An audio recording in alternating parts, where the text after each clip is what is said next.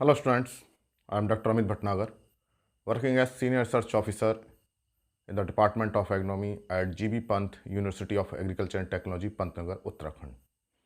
In the series of this rain-fed agriculture, today I'll explain about the soil loss equation, how much soil loss can be due to water erosion. So it is the estimated soil loss equation, and this soil loss equation is very important and generally asked in examination.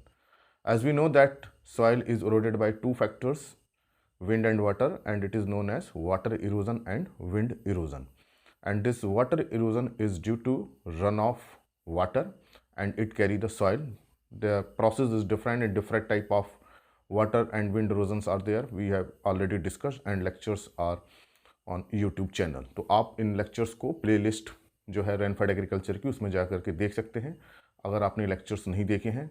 And please watch this lecture in series. इन lectures को आप series में देखिए तो एक आपकी continuity develop होगी and then you can make a clear cut concept of this subject. तो आज हम डिस्कस करेंगे कि what is the soil loss equation, predicted estimated soil loss कितना हो सकता है एक एरिया से due to water erosion. And this soil loss equation is for or due to water erosion. Actually water and wind both are involved, so there are two equation. एक water erosion से कितना soil loss होता है उसके लिए equation है, and there is separate equation for wind erosion. So there are two soil loss equation. दो अलग अलग soil loss equation है. One is for water erosion and other is for wind erosion. Today we will discuss soil loss equation by water erosion. So this soil loss equation due to water erosion, so it is estimated loss. हम कर सकते हैं, predict कर सकते हैं कि किसी area में वाटर इरोजन से कितना सॉइल लॉस हो रहा है. एंड दिस एस्टिमेटेड और annual soil loss equation A is equal to R K L dot S C P. तो डॉट लगा भी नहीं सकते, लगा भी सकते, नहीं भी लगा सकते, लेकिन दोनों को एक कंसिडर किया जाता है. तो R K L S C P, this is the soil loss equation and it is known as universal soil loss equation. This is very important, universal soil loss equation. इस बात को ध्यान रखें, this soil loss is due to water erosion known as U S L E. Now what are the different factors in this? So there are different factors, and A is amount of soil loss. How much soil is lost? Amount of soil loss eroded due to water erosion, and its unit is very important. It is ton per acre per year. यहाँ आप इस बात को ध्यान दें please. Important is it is एकड़ and it is tonne. So tonne per एकड़ per year, एक साल में एक एकड़ से कितना टन सॉइल लॉस होता है. और जब ये हम प्रेडिक्ट करते हैं और उसको हेक्टर में कन्वर्ट करने के लिए we have to multiply it by 2.5 because there are 2.5 acre in 1 Hector. तो ये जो इक्वेशन है एकड़ के लिए है, टन में है, और हेक्टर में कन्वर्ट करने के लिए इसको हमें 2.5 से मल्टीप्लाई करना पड़ेगा. And these are different factors which are responsible for soil erosion. And we know that generally there are 4 important factors. Number 1 is rainfall, its intensity, duration and kinetic energy. Number 2 is soil factor with respect to its erodibility, कि कितने उसमें erodibility है, कितनी susceptibility है, and it depends upon soil aggregation, structure etc. Third factor is vegetation. अगर vegetation रहता है तो soil loss कम होगा, run off water की quantity कम होगी. And fourth one is management factor. हमने erosion control के लिए कौन से management factor यूज कर रखे हैं. तो there is a lecture on this factors influencing this soil loss due to erosion. आप उस लेक्चर्स को जरूर देखिए. So they are 4 important factors and these 4 important factors are involve here. So first factor is R, and this R is related with the rainfall and runoff factor. We can say it is rainfall and runoff factor, and it depends upon what is the intensity of rainfall, what is the erosivity. Actually it is related with the erosivity. And what is erosivity? Erosivity is the power of wind or water to cause erosion. If erosivity is high, it means it can cause more erosion, and it is related with the kinetic energy. So this factor is related with the kinetic energy of rainfall, and this kinetic energy is related with the what is the intensity of rainfall, number 1, Number two, what is the volume? If intensity and volume of runoff is more, definitely erosivity or power to cause erosion is high and it will cause more soil erosion. अगर rainfall की intensity बढ़ जाती है, volume बढ़ जाएगा, तो definitely उसका बहुत तेज वॉल्यूम होगा, बहुत स्पीड होगी, उससे सॉइल लॉस ज़्यादा होगा. So it is related with the erosivity. तो sometime it may be asked in examination which factor is related in this equation, which factor is related with the erosivity, that is rainfall. And it is also known as rainfall erosion index. It is related with the, and its value depends on, this is rainfall erosion index, and its value depend upon the intensity and duration, कि किसी area में कितनी intensity से rainfall हो रहा है और क्या ड्यूरेशन है उसकी. और ये पूरे ईयर के लिए एस्टिमेट किया जाता है. इसके लिए पूरी बहुत बड़ी कैलकुलेशन है. उस कैलकुलेशन को हम यहाँ डिस्कस नहीं करेंगे. केवल आपको ये पता होना चाहिए कि ये एक छोटे पीरियड पर डिस्कस नहीं किया जाता है, एक लॉन्ग पीरियड पे डिस्कस किया जाता है और डिटेल में इसकी कैलकुलेशन की जाती है कि कितना इंटेंसिटी से रेनफॉल हो रहा है, कितने टाइम तक हुआ, उसको मिला के एक फैक्टर बनाया जाता है. एंड फैक्टर वैल्यू में भी 100, 150, 200, 300 depending upon the intensity and amount of rainfall in the region. So this value is based on long average. तो ये हमको याद करने की जरूरत नहीं कि क्या वैल्यू है. जब कभी क्वेश्चन दिया जाएगा तो ये वैल्यू उसमें दी जाएगी. बट इट्स वैल्यू में भी 150, 200, 250 ये वैल्यू इसकी हो सकती है. Another factor is K. K is the erodibility of soil. Erodibility, what is erodibility? Erodibility is susceptibility of soil for erosion. If erodibility is high, it means soil is more prone for soil erosion. अगर erodibility ज़्यादा है तो soil loss क्या होगा? ज़्यादा होगा. उसमें susceptibility है, इसका मतलब कि बहुत जल्दी उसमें इरोजन स्टार्ट हो जाएगा. And it is related with the soil structure, soil aggregation, steepness, slope, length. बहुत फैक्टर्स पे डिपेंड करता है कि व्हाट इज द इरोडेबिलिटी. तो यहाँ जो इरोडेबिलिटी जो सॉइल की है बहुत इंपॉर्टेंट है कि how many water stable aggregates are present in soil. अगर वाटर स्टेबल एग्रीगेट्स ज़्यादा हैं तो उसमें इरोडेबिलिटी कम होगी, और अगर वाटर स्टेबल स्ट्रक्चर कम है तो बहुत जल्दी इरोजन हो जाएगा और उसकी इरोडेबिलिटी हाई होगी. तो ये जो वैल्यू होती है, its value erodibility value depends upon the runoff volume और infiltration rate and water stable structure. तो देखिए दो चीज़ें बहुत इंपॉर्टेंट हैं. Number one, what is the infiltration? If infiltration is more then runoff volume will be less. तो जिन soil का इन्फिल्ट्रेशन ज़्यादा होगा पानी बहुत जल्दी नीचे चला जाएगा और रन ऑफ के लिए वॉल्यूम कम बचेगा. जब कभी भी run of volume is less, it means soil loss is less. तो कोशिश होनी चाहिए कि रन ऑफ वॉल्यूम कम से कम हो. तो इन्फिल्ट्रेशन ज़्यादा हो गया तो इरोडेबिलिटी क्या हो जाएगी? कम होगी. Number two is its water stable structure, या एग्रीगेट्स हम कह सकते हैं. एग्रीगेट स्ट्रक्चर या aggregate stability. Aggregate stability, if it is more then erodibility is less. And for medium moderate infiltration and medium aggregate stability, its value is 0.2 to 0.3. तो ये generally पूछ लिया जाता है कि इसकी वैल्यू क्या है. But this is for medium infiltration जिसमें है उसके लिए 0.2 टू 0.3 है. If infiltration rate is very low then its value is more than 0.3. तो देखिए इन्फिल्ट्रेशन कम है तो रन ऑफ वॉल्यूम ज़्यादा होगा. रन ऑफ वॉल्यूम ज़्यादा होगा तो सॉइल लॉस ज़्यादा होगा. तो सॉइल लॉस देखिए it is directly related with the के. इट मींस इफ के is more then loss is more. के इज मोर इसका मतलब रन ऑफ वॉल्यूम ज्यादा हो रहा है, इन्फिल्ट्रेशन कम हो रहा है. तो इस बात को समझना पड़ेगा कि this annual loss is directly related with the erodibility and erodibility is inversely related with the infiltration rate. तो यहाँ रिलेशन ये है कि इन्फिल्ट्रेशन इज इनवर्सली रिलेटेड. अगर इन्फिल्ट्रेशन रेट ज्यादा है तो इरोडेबिलिटी कम है, इरोडेबिलिटी कम है तो सॉइल लॉस भी क्या होगा? कम होगा. तो अगर इन्फिल्ट्रेशन रेट कम है तो इसका मतलब रन ऑफ वॉल्यूम ज्यादा है तो इरोडेबिलिटी क्या होगी? ज्यादा होगी. तो फॉर इन्फिल्ट्रेशन रेट अगर ज्यादा है तो रन ऑफ वॉल्यूम कम होगा तो उसकी वैल्यू क्या होगी? Less than 0.2. If infiltration rate is high then erodibility तो ये मैंने अभी बताया कि इन्फिल्ट्रेशन ज्यादा होने से इसकी वैल्यू कम हो जाएगी. अगर इन्फिल्ट्रेशन रेट कम है, बहुत कम है, तो it means runoff volume is more then erodibility will be high. तो its value is more than 0.3 and it may be up to 0.6. But for medium type soil, it is generally 0.2, 0.3. तो ये किसी examination में पूछा सकता है कि what is the average value. Then L S, L दोनों के साथ लेते हैं। It is topographic factor, means it is related with the soil slope and steepness. It is topographic factor and it is related with the what is the L is length of slope and S is steepness of slope. Length of slope and steepness of slope, कितना percentage ज्यादा है slope का। if length is more then erosion will be more and soil loss will be more. if it steepness is high, percentage बहुत ज्यादा slope हो रहा है, 9%, 10%, 11, 11, 12, 13, 20, then runoff volume and kinetic energy velocity will be very high and it will cause more erosion.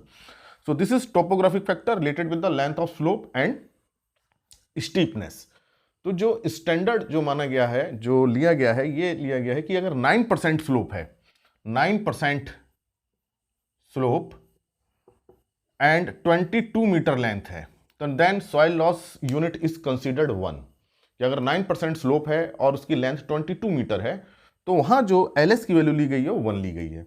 अब अलग अलग field के लिए slope length and steepness is different, that's why its value is different और depends upon the what is the length of the field and what is the slope percentage. So that's why there is a table, उस table के according ही हम इस value को देखते हैं कि ये वैल्यू कितनी होगी। तो 9% slope, for 9% slope and for 22 meter length of slope its value is 1। तो अब अगर देखिए slope is less then value is less than 1, if slope length is more then value is high, तो it depends upon both the factor। तो एक table है, उस table से देखते हैं कि इस लेंथ पे ये लेंथ है, ये स्लोप है, तो क्या इसकी वैल्यू होगी। तो ये भी हमको याद करने की कोई जरूरत नहीं है, ये टेबल से देखी जाती है और कभी एग्जामिनेशन पूछा जाएगा तो इसकी वैल्यू दी जाएगी। हाँ, लेकिन ये एक मॉडरेट स्लोप की हमें पता होना चाहिए, मॉडरेट इन्फिल्ट्रेशन स्टेबिलिटी पे इसकी वैल्यू क्या होती है, 0.32 0.2 to 0.3। तो यहां पे इसके लिए वैल्यू 1 होगी। तो ये if it is less than 1 तो इसका मतलब steepness and length both are less. If it is value is more than 1 it means length is more than 22 and steepness is more than 9%। तो ये एक एल एस फैक्टर है। Then C is cover crop और vegetation, this is important factor, cover vegetation cover and vegetation is more then runoff volume will be less and there will be obstruction in velocity। जब कभी vegetation होगा soil field पे तो जब running water होगा तो उसका फ्लो एकदम से नहीं हो पाएगा, उस रेजिड्यू से टकराएगा, उसकी वेलोसिटी कम हो जाएगी, तो उससे सॉइल इरोजन भी कम होगा। अगर सॉइल इज बेयर, उस पर कोई वेजिटेशन नहीं है, तो पानी बहुत तेजी से बहेगा and it will cause more erosion. So vegetation cover is very important. And if grasses है या कोई बहुत डेंस फॉरेस्ट है तो डेफिनेटली वहां क्या होगा, इरोजिविटी जो है वाटर की, मतलब जो उसका इरोजन कैपेसिटी है वो क्या हो जाएगी, कम हो जाएगी। तो जो ग्रासेस ऑफ फॉरेस्ट के लिए है its value is 0.1 for grass and dense forest. And if soil is bare, अगर बेयर सॉइल है, फैलो है, उसमें कोई वेजिटेशन नहीं है, then its value is considered 1। तो मैक्सिमम वैल्यू इज कंसीडर्ड 1। तो 1 means if C value is 1 it means there is no vegetation, soil is fallow, उस पर कुछ भी वेजिटेशन नहीं है, ऐसी जमीन पड़ी हुई है। और अगर बहुत डेंस कवर है, ग्रासेस बहुत ज्यादा है, डेंस फॉरेस्ट कवर है, then its value is approximate 0.1। तो ये एग्जामिनेशन पूछा सकता है कि फैलो लैंड के लिए what is the value of C, it is 1। और देखिए 1 इसके लिए भी, ये एलएस, ये भी इसकी वैल्यू क्या आती है, 1 आती है इस स्लोप पे और इस स्टीपनेस पे, लेकिन ये आपको याद करने की जरूरत नहीं है, एग्जामिनेशन में दी जाएंगी। And third one is management practices control, erosion control practices, erosion control practices, generally contour cultivation means the cultivation practices are done across the slope, not along the slope। जैसे हैरो करना है या sowing करनी है, furrow बनानी है, रोज बनानी है, हम क्या करें, अक्रॉस द स्लोप है। मान लीजिए स्लोप ये जा रहा है तो हम हैरोइंग ऐसे ना करें, उससे तो और सॉइल लेस हो जाएगा। Harrowing is done in this direction. सो ये अगर फील्ड है हमारा, इस तरह का स्लोप है, तो इस तरह से हैरो किया, इस तरह से ट्रैक्टर चलाया जाए ऐसे ऐसे डायरेक्शन में, और सोइंग भी इसी तरह से की जाए, रो भी इसी तरह बनाया जाए, that is known as contouring और कंटूर कल्टीवेशन। तो when there is a contour cultivation erosion is reduced, definitely soil loss will be less. और अगर हम इस तरह से सोइंग करेंगे या इस तरह से ट्रैक्टर चलाएंगे या हैरो करेंगे तो देखिए स्लोप है और स्लोप से क्या होगा, सॉइल लॉस ज़्यादा हो जाएगा, वाटर भी क्या करेगा, बहुत तेजी से मूव करेगा। अगर हमारी रोज ऐसी बनी है तो फ्लोइंग वाटर में ऑब्स्ट्रक्शंस होंगे, उसकी स्पीड रिड्यूस होगी और इरोजन लॉस कम होगा। तो this is erosion control practices and it is related with the strip cropping, contouring, contour cultivation and other management factors. So the value is also different for different practices. तो ये value different practice के लिए different identify की गई हैं, इसको भी याद करने की जरूरत नहीं है। But in general for contouring and this contouring value is different for different slope, and in general for up to 8% slope its value is about 0.5। और अगर हम स्ट्रिप क्रॉपिंग कर रहे हैं, and in case of strip cropping, strips बना के हम अगर क्रॉपिंग कर रहे हैं, डिफरेंट क्रॉप की स्ट्रिप हैं, and this value also depend upon slope. High slope पे हाई होगी और लो स्लोप पे लो होगी, but up to the 4-5-6% slope its value is about 0.25। तो ये टेबल के अकॉर्डिंग हम करते हैं। तो इन जनरल इसको हम कंटूरिंग लिए 0.5 ले लेते हैं एक छोटे स्लोप के लिए। अगर देखिए स्लोप बढ़ता गया, अगर स्लोप बहुत ज़्यादा है फील्ड का, तो ये 0.5 से वैल्यू बढ़ती जाएगी, और स्ट्रिप क्रॉपिंग अगर हम कर रहे हैं, स्लोप बढ़ रहा है, तो ये 0.25 से कम होती जाएगी। So this is the average value for contouring and strip cropping. तो ये हमने देखा, this is the universal soil equation due to water erosion, RKLSCP। तो यहाँ क्या है, rainfall factor is important, another soil factor is important, third one is what is the vegetation cover, and fourth one is what are the control practices. So these factors are involved in estimating the annual soil loss and it is in ton per acre per year. तो ये एक मैंने आपको बताया कि क्या equation होती है और उसकी क्या मीडियम वैल्यू होती है, विच में बी आज इन एग्जामिनेशंस। तो इस पे एक न्यूमेरिकल कर सकते हैं कि अगर न्यूमेरिकल दिया हो तो उसको हम कैसे करेंगे, कितना एस्टिमेटेड लॉस होगा। And in permissible soil loss limit, ये आपको ध्यान रखना चाहिए, what is the permissible soil loss limit. Permissible soil limit is 11 tonne per hectare per year. And note down it, permissible soil loss किसी भी field के लिए जो परमिशियल लिमिट है, soil loss limit is 11 tonne per hectare per year. अगर ये loss एक Hector में 11 टन हो रहा है एनुअली, तो ये परमिशियल है, इसमें बहुत ज़्यादा परेशानी की जरूरत नहीं है। But if it is more than 11 tonne per hectare year, then we have to adopt conservation practices. So this is the permissible soil loss limit, याद रखें इसको, 11 tonne per hectare per year. तो एक क्वेश्चन कर लेते हैं इसमें कि estimate the soil loss. slope is 4% and slope length is 30.5 meter and erodibility factor is K is 0.33 and the rainfall factor or runoff factor or rainfall erosion index is 150। ये जो numerical है, ये मैंने प्रिंसिपल्स ऑफ एग्नोमी रेडियन रेड्डी जो book है, उसमें आप सॉइल कंजर्वेशन चैप्टर देखेंगे, उसमें न्यूमेरिकल दिया हुआ है। तो you can study that numerical from book principles of agronomy रेडियन रेड्डी। सॉइल कंजर्वेशन चैप्टर में ये न्यूमेरिकल दिया है, वहाँ से आपको ये हेल्प मिल सकती है। Then estimate what is the annual soil loss. तो यहाँ स्लोप लेंथ दिया है, स्लोप 4% है, length is 20.5 and field is no tilled, clean tilled and fallow, clean tilled and fallow field. Now estimate what is the soil loss. Now A is equal to annual soil loss is RKL.SCP.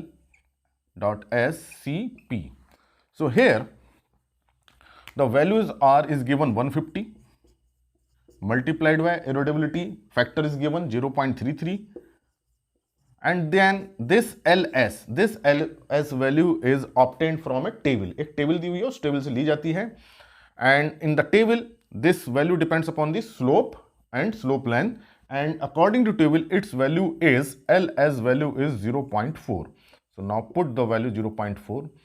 then C is vegetation cover and vegetation cover C value is for 1 is for where field there is when there is no vegetation and field is clean tilled and fallow field। Fallow field में it means there is no vegetation, कोई crop grow नहीं हो रही है, no vegetation, that's why its value is taken 1. So now 1. Then management practices means contour cultivation or strip cropping. There are so many practices for erosion control, but it is clean tilled. अब देखिए tilled field है तो tilled field में erosion बहुत जल्दी होगा क्योंकि soil particles are already detached due to tillage. And clean, बिल्कुल साफ फील्ड है, उसमें कोई obstructions नहीं है, कोई vegetation नहीं हो रहा है कि जिससे obstruction हो. So that's why there is no erosion control measure. So that's why erosion control कोई मेजर नहीं है, तो वहां हम वैल्यू लेंगे its value is 1, so it is multiplied by 1. अब यदि यहां पे ये होता कि there is a contour cultivation, then we will put the value p is equal to 0.5. अगर ये होता कि if there is a strip cropping, then we will put the value 0.25.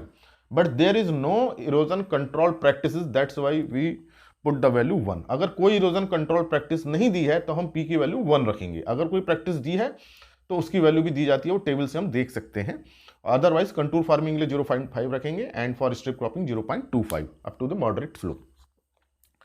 Now this is estimated loss and it is approximate 20 ton per एकड़ per year, approximate.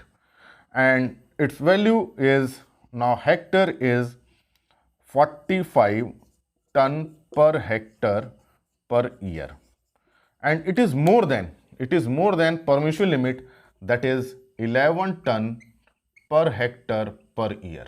It means we have to adopt some control, erosion control methods. तो ये एक मैंने आपको बताया कि किस तरह से इसकी कैलकुलेशन की जाती है, और जनरली एग्जामिनेशन में इनकी वैल्यूज को, मीडियम वैल्यू को पूछा सकता है, and how this values are affected, this question में भी asked. So this was the universal soil loss equation by water erosion. इसी तरह से विंड इरोजन के लिए भी इक्वेशन होती है, वो अलग इक्वेशन होती है, but the magnitude of wind erosion is less as compare to water erosion, that's why we give more emphasis on water erosion. तो हम देख रहे हैं कि इन वैल्यूज के साथ 45 ton per hectare per year soil loss हो रहा है. So this equation is very important and generally asked in examination. I hope you have understand this lecture. तो ये आपको लेक्चर समझ में आ गया होगा, क्या फैक्टर्स हैं, कैसे अफेक्ट होते हैं, ये भी आपको समझ में आया होगा. Thank you very much.